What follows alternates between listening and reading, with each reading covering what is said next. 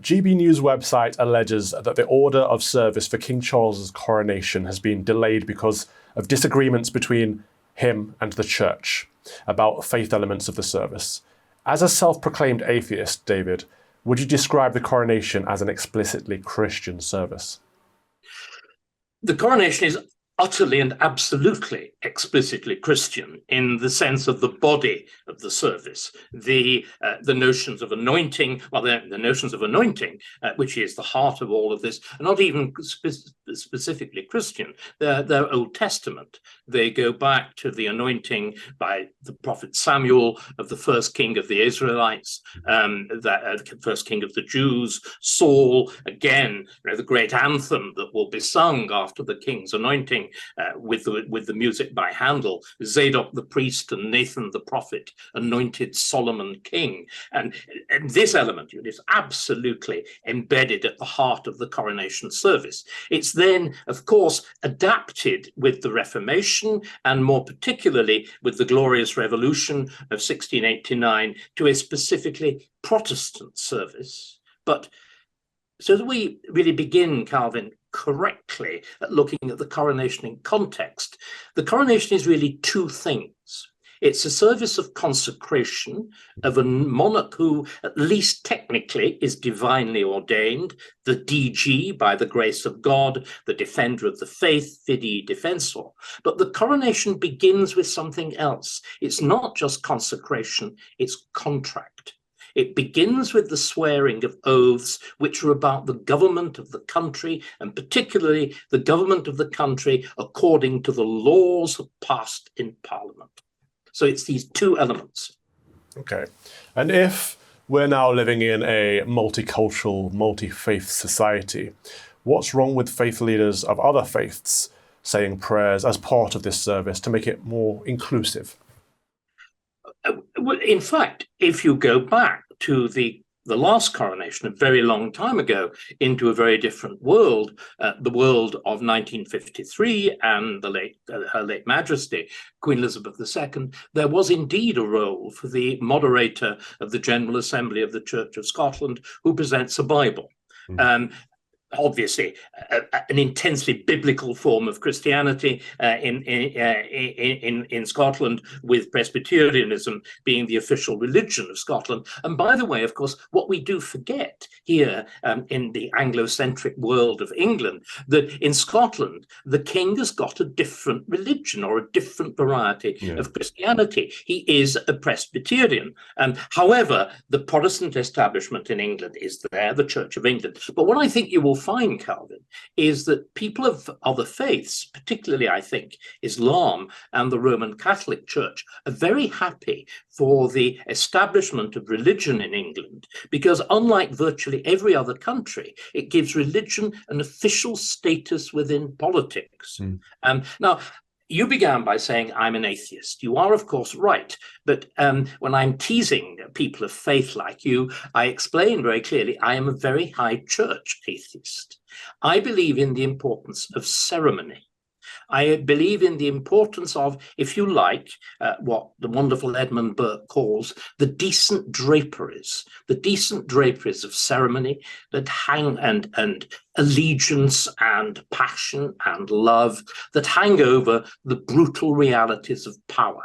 Now, it's very easy to mock them, but I think they matter. And they matter profoundly.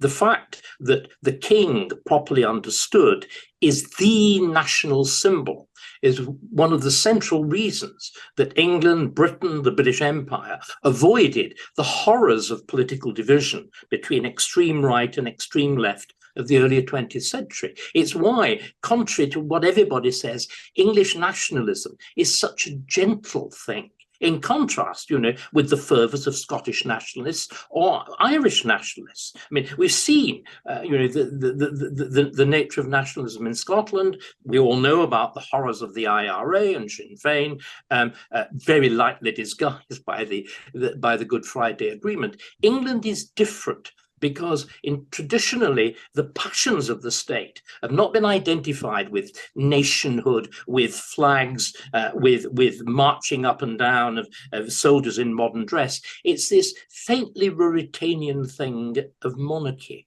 and it's gentle, and it's civilized, and it's historically rooted. And it's, of course, this is where I think the king is getting it terribly wrong, whereas advisors are getting it terribly wrong. It's self-consciously not modern.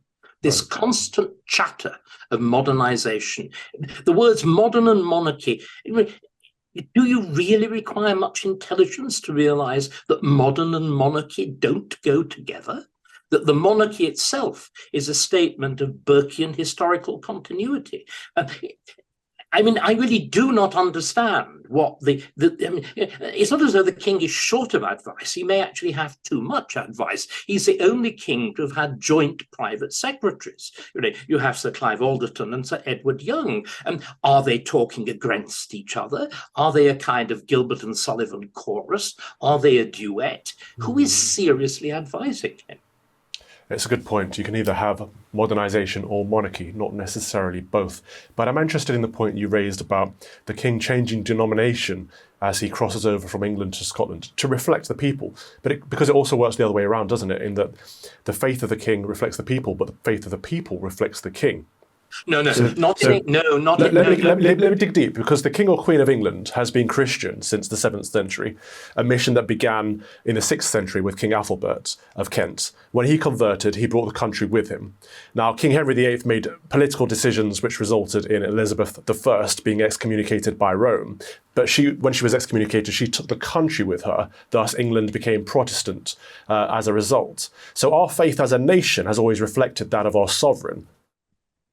You are so ignorant. On the contrary, what happens in 1689 is that the English are a very slow-witted people. It's one of the reasons why we've been politically so successful. We're not febrile and intelligent like the French. There's a kind of subterranean quality about the British mind. And you are right that from the Reformation onwards, because of the thing called the royal supremacy, with every new reign, you had a different variety of Christianity. You went into a kind of middle way with Elizabeth. The only king who actually kept things as they were, bizarrely, was James VI of Scotland when he came to England. Charles I takes things in a much more ritualized and ceremonialized direction. Cromwell, who is really king, rips things into a form of extreme congregationalism. Charles II takes it back, and James II tries to take us back to Catholicism, at which point in 1689, what happens, Calvin, is the complete reversal of what you said. The English decide with the Glorious Revolution of 1689 that rather than the cuius regio eius religio, who is the rule, there is the religion. In other words, as you said, that the people have the religion of the king. What we decided in 1689 was a novel principle. The king would have the religion of the people. That's what happens. And this is why we've again escaped so many horrors of the early modern period. That religion in England was brought firmly under the control of the state. Now, and this is called Erastianism. And I think it's a jolly good thing. And imagine if the Church of England were actually able to govern itself properly. Can you imagine the catastrophe of all you warring lot? I mean, priests have no sense of proportion about religion. They get wildly excited about the most tiny things. Whereas if you leave it to an essentially not very caring, not very believing assembly called Parliament to carry the final say, do you know what? You get a degree of common sense. See, in other words, I am being really naughty, Calvin. I don't know about that. I'm adopting the view of religion, which Edward Gibbon, in his description of ancient Rome does. And what he says, and I think it's something we need to bear in mind, religion does matter, but it's really important, and particularly in this age of multiple faiths, it's really important that we understand how and why. And what Gibbon says is this: in the Roman Empire, the philosophers thought that all religions were equally false. The people thought that all religions were equally true. And the politicians thought that, like me, that all religions were equally useful. And it is, human life, as I said, needs ceremony. And there was this extraordinary realization by the very wise souls who ran the monarchy 100 years ago, that monarchy is central in that provision of ceremony. It's why the heart of London is rebuilt. It's why the coronations of the first decades of the 20th century, when there were two in very short succession, in 1902 and again in 1911, because of the very short reign of Edward VII, those coronations set the model for the magnificence, for the ceremony, for the rehearsal, for the perfection, for that ceremony that we British now do so well, but didn't used to. And do you know what? It coincides with the introduction of parliamentary democracy, the formlessness of government that you get with a large-scale democracy. It demands a focus on an individual, and it demands a notion of ceremony. And you see what happens when there isn't a proper individual for things to focus on in, for example, the terrible experience of the American presidency with the last two presidents. We've been immensely fortunate that until Charles, the monarchy has been prepared to fulfill this role. It seems to me, with his tinkering, with this false god of modernization, with this playing around with mild touches of woke and more extreme touches of environmentalism, the monarchy is losing its touch. It needs desperately to re-find it. I think you're right to some degree in a lot of what you've just said, because the monarchy is supposed to provide that stability. Where I disagree with you is that when you say that, well, first of all, we do get excited as clerics, but I don't think Parliament is the answer to stability within religion, because religion cannot be, the faith cannot be democratic. But surely that's where the monarch comes in, because the monarchy is supposed to provide that foundation above Parliament, where Parliament tends to get excited about things too, such as you mentioned rightly, woke issues that are pushing forward at the moment, and liberalism and environmentalism and such. So for those reasons, I suspect we have to have a Christian head of state, as in we have to have a defender of the faith as our king. Yes, and what I'm really trying to say is that the monarchy cannot exercise power independently. The whole structure of what happened in England after 1689 and why the monarchy has survived is that the monarchy is increasingly a ritualistic figure. What I'm saying is we need ritualistic figures. Yeah. The truth is we've got two kings in England. And we've had two kings in England ever since Robert Walpole in the 1720s. The real king of England is the prime minister. And the prime minister exercises all the proper political powers of the monarchy. But the thing, I was very disturbed with what you said about Parliament. And the way in which England has differentiated, and it's England, has differentiated itself from all other countries, is that for history almost as long as the monarchy, in other words, going back to the 13th century, there has been a notion of one body and one body only, Parliament, representing everybody in England. And in that wonderful legal formula that everybody in England is represented in Parliament, either in person, because he or she is a peer or is a bishop, or by their representatives through the counties and the boroughs in the House of Commons. Now, the thing that, again, that has profoundly worried me about the line that Charles has taken is his overt contempt for Parliament. He has said, I am going to reduce the number of peers and I'm going to reduce the number of MPs to whatever number. It began as 20 each house. I think it's now gone up to 40 each house. Now, this is an act of utter contempt.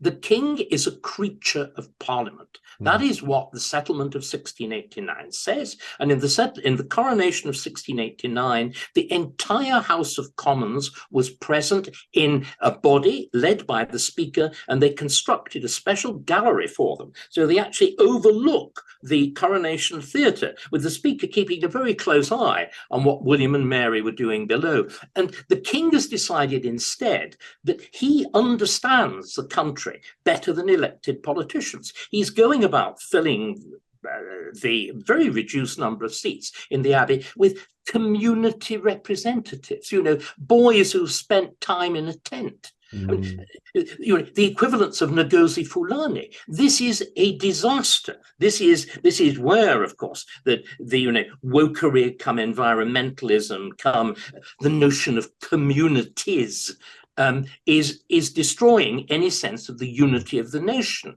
Yeah. Parliament is the proper forum, and the trouble is, of course, that we've lost confidence in Parliament. Yes.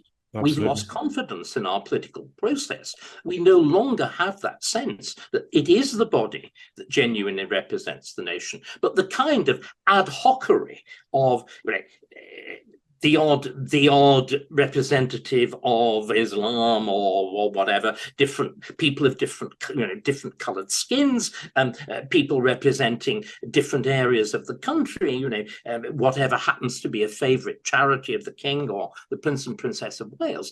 This is to see the nation not as a nation, but as a kind of collection of, if it were nice, Mackintosh's Quality Streets, or still worse, Licorice Allsort. And I think it's profoundly disturbing. And the thing that most worries me, Calvin, is that there's been no attempt at the explanation of the coronation. That every opinion poll shows now a massive level of indifference, that people don't care about it. The death of the Queen was different, because the death of a person is a human act. We're the ending of a human life. It's something we are all familiar with. And in the case of the Queen, it was invested with something bigger because she'd been there for that vast number of years that she sat upon the throne, that notion of an entire world passing with her, as well as the drama of a royal death. But a coronation doesn't explain itself. As far back as the 1830s, when William IV succeeds to the throne, he said, "Why bother with the coronation? I'm king already." And there's been this spectacular inability to explain why the coronation is there. Indeed, why monarchy is there. We again are an extraordinary country in that we are the only country that actually fully reversed a revolution by itself. We, of course, beat the French by 100-odd years to cutting the king's head off in public and trying him in public. But we then decided that trying to do without a king was a really bad idea. So we brought back a modified monarchy, and we had another go at a minor revolution, and we sorted the problem out. Whereas, of course, you see with the contortions France is going through at the moment, it's never established political stability since the overthrow of the monarchy in 1791. And we really do, I think, need to take a profoundly deep breath. We had a constitution and a politics that worked. It seems to me we are throwing it away. And when the king himself is one of those who is doing a sort of Tony Blair on the monarchy and tinkering, fiddling without thinking, this is disastrous. Yeah, I mean, I share your concerns because I also share the King's contempt for Parliament. And I think it's because we have a lack of faith, not just in Parliament as our representatives, but we have a lack of confidence in our nation and what it means to be English. I think that's a wider conversation we definitely need to keep going. And we'll have it here on GB News. David Starkey, thank you very much. A pleasure.